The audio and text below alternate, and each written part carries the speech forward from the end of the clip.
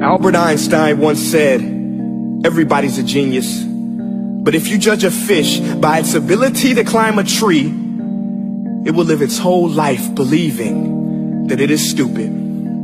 Ladies and gentlemen of the jury, today on trial we have modern day schooling. Glad you could come. Not only does he make fish climb trees, but also makes them climb down and do a 10-mile run. Tell me, school, are you proud of the things you've done?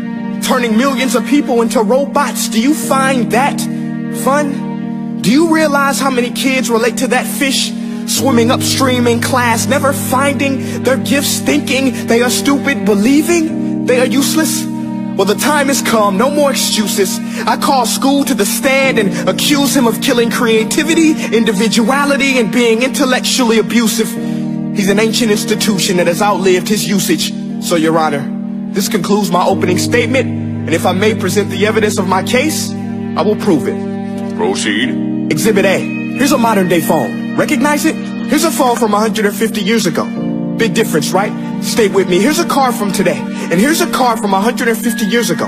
Big difference, right? Well, get this. Here's a classroom of today, and here's a class we used 150 years ago. Now, ain't that a shame? In literally more than a century, nothing has changed. Yet you claim to prepare students for the future?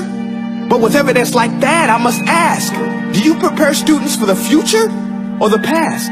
I did a background check on you and let the record show that you were made to train people to work in factories, which explains why you put students in straight rows, nice and neat, tell them sit still, raise your hand if you want to speak, give them a short break to eat, and for 8 hours a day, tell them what to think. Oh, and make them compete to get an A letter which determines product quality, hence grade A of meat. I get it. Back then, times were different. We all have a past. I myself am no Gandhi.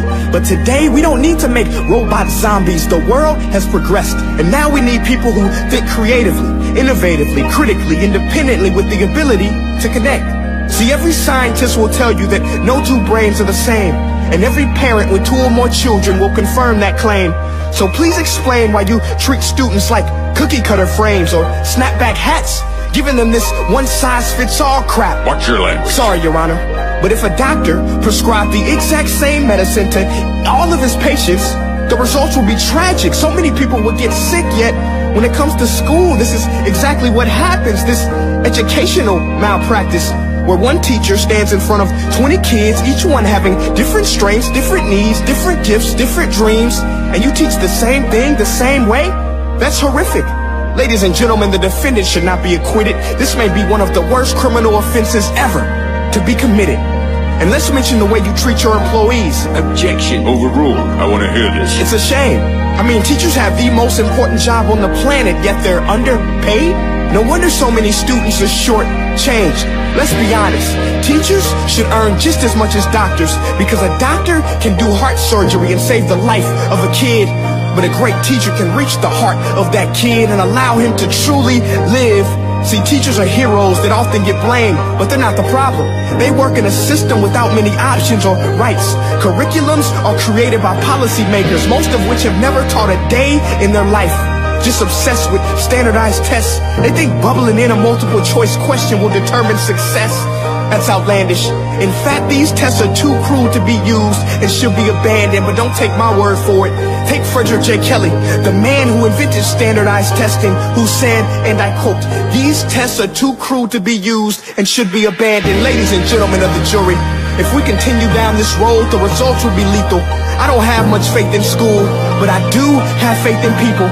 And if we can customize healthcare, cars, and Facebook pages, then it is our duty to do the same for education, to upgrade it, change it, do away with school spirit, because that's useless.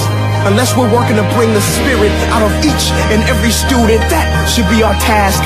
No more Common Core. Instead, let's reach the core of every heart in every class. Sure, math is important, but no more than art or dance. Let's give every gift an equal chance. I know this sounds like a dream, but countries like Finland are doing impressive things.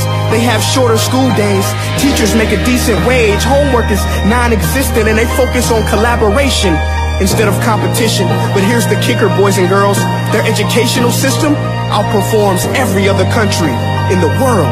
Other places like Singapore are succeeding rapidly. Schools like Montessori, programs like Khan Academy. There is no single solution, but let's get moving. Because while students may be 20% of our population, they are 100% of our future. So let's attend to their dreams, and there's no telling what we can achieve. This is a world in which I believe, a world where fish are no longer forced to climb trees. I'll rest my case.